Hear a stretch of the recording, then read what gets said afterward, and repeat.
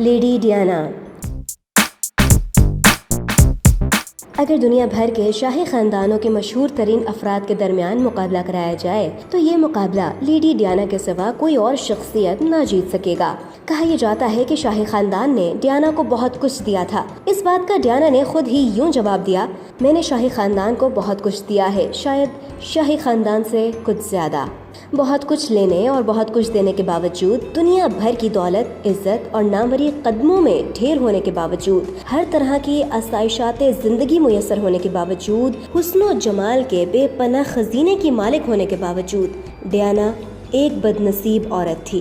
ایک ایسی بد نصیب عورت جو ساری عمر حقیقی پیار کی تلاش میں بھٹکتی رہی، اور ابھی یہ تلاش ناتمام ہی تھی کہ عالم رنگ و بو کی ساری رنگینیاں اور خوشبوئیں چھوڑ چھاڑ کر سفر آخرت پر روانہ ہو گئیں۔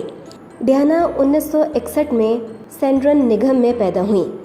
اس کا تعلق اگرچہ اعلیٰ خاندان سے تھا، لیکن اس میں بیجا فخر و ناز کا شائبہ تک نہ تھا، جو کہ اس کی عظمت کی واضح دلیل ہے۔ شادی سے پہلے ڈیانا اپنے تمام حسن و جمال اور اعلیٰ شخصیت کے باوجود ایک گمنام ہستی تھی، لیکن 29 جولائی 1971 کو برطانوی عہد شہزادہ چارلس سے شادی کے بعد وہ دنیا بھر کی خبروں کا مرکز بن گئیں۔ یہ شادی جو اس وقت تک صدی کی سب سے بڑی تقریب تھی، ٹیلی ویژن پر براہ راست دکھائی گئی۔ اس کے بعد سے شہزادہ چارلس اور لیڈی ڈیانا مسلسل اخبار نویسیوں اور ٹی وی رپورٹروں کی زد میں رہے، اور بالآخر شہزادی ڈیانا کا المناک انجام بھی انہی رپورٹر کی جارحیت کی وجہ سے ہوا۔ شادی کے وقت ڈیانا کی عمر 21 سال اور شہزادہ چارلس کی عمر 40 سال کے لگ بھگ تھی۔ عمروں کا یہ فرق ان کی سوچ میں بھی ظاہر ہوا۔ شادی کے کچھ عرصہ بعد تک تو انہوں نے اپنے اختلافات کو کامیابی سے چھپائے رکھا، لیکن پھر رفتہ رفتہ یہ اختلافات نمایاں ہونے لگے، اور پھر ایک دن وہ بھی آیا جب 1992 میں ان کے درمیان علیحدگی ہوئی، اور بعد ازاں اگست 1996 میں طلاق ہو گئی۔ طلاق کی مختلف وجوہات بیان کی گئیں، لیکن ان میں سب سے نمایاں وجہ یہ تھی کہ شہزادہ چارلس اپنی ہم عمر ایک خاتون کے عشق میں بری طرح مبتلا تھا۔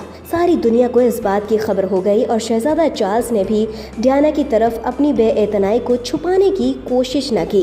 نتیجہ یہ نکلا کہ حالات خراب سے خراب تر ہوتے چلے گئے۔ شہزادی ڈیانا نے مختلف فلاحی سرگرمیوں میں مصروف رہ کر ان معاملات سے اپنی توجہ ہٹانا چاہی، لیکن بالآخر دونوں کے درمیان طلاق ہو کر رہی۔ طلاق کے بعد ان کے اختلافات کھل کر سامنے آئے۔ شہزادی ڈیانا کے مختلف افیئر مشہور ہوئے، جن میں ایک میجر جیمز ہیوٹ کے ساتھ تھا۔ شہزادی ڈیانا نے اسے اپنی تنہائی کا ساتھی بنایا، لیکن اس کم ظرف نے چند سکوں کے عوض اس بات کو اخبارات میں افشا کر دیا۔ اس اسکینڈل نے شہزادی ڈیانا کو بہت پریشان کیا۔ اس کے بعد شہزادی ڈیانا نے ایک پاکستانی ڈاکٹر حسنات سے دوستی کر، اور ایک وقت آیا کہ اس نے ڈاکٹر حسنات سے شادی کی خواہش بھی ظاہر کی۔ اس مقصد کے لیے وہ ڈاکٹر حسنات کے خاندان سے بھی ملی، لیکن قسمت کو یہ ملاپ منظور نہ تھا۔ کہا یہ جاتا ہے کہ ڈاکٹر حسنات کے لیے ڈیانا مسلمان ہونے کو بھی تیار تھیں۔ حالات یوں ہی چلتے رہے۔ اس دوران لیڈی ڈیانا عمران خان کی بیگم جمائمہ خان سے قریبی تعلقات کی بنا پر شوکت خانم کینسر ہسپتال کے لیے چندہ اکٹھا کرنے پاکستان بھی آئیں۔ طلاق کے بعد انہوں نے اپنی زندگی کو انسانی خدمت کے لیے وقف کر دیا تھا۔ ڈاکٹر حسنات سے دور ہونے کے باوجود اسلام اور مسلمانوں سے دور نہ رہ سکیں۔ اب ان کی دوستی ایک عرب پتی، عرب بزنس مین کے امیر کبیر بیٹے دودی الفائد سے ہو گئی۔ ان دونوں کا ساتھ موت تک رہا۔ وہ دودی الفائد کے ساتھ پیرس میں کار میں جا رہی تھیں کہ اخبار نویسیوں اور فوٹوگرافروں نے ان کا پیچھا کرنا شروع کر دیا۔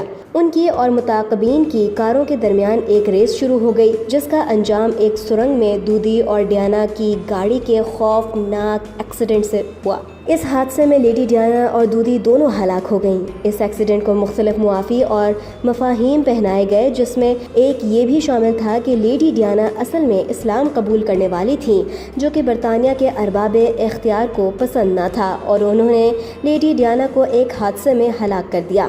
لیڈی ڈیانا کی وفات پر پوری دنیا میں تہلکہ مچ گیا۔ ان کو چاہنے والے گھروں سے نکل آئے اور ان کا جی بھر کر سوگ منایا گیا۔ قسمت نے اس کے حصے میں بہت کچھ ڈالا، لیکن ڈیانا کی پوری زندگی پر نظر ڈالی جائے تو یہی کہا جا سکتا ہے کہ وہ ایک انتہائی بدنصیب خاتون تھی، جو سب کچھ پا کر بھی کچھ نہ پا سکی۔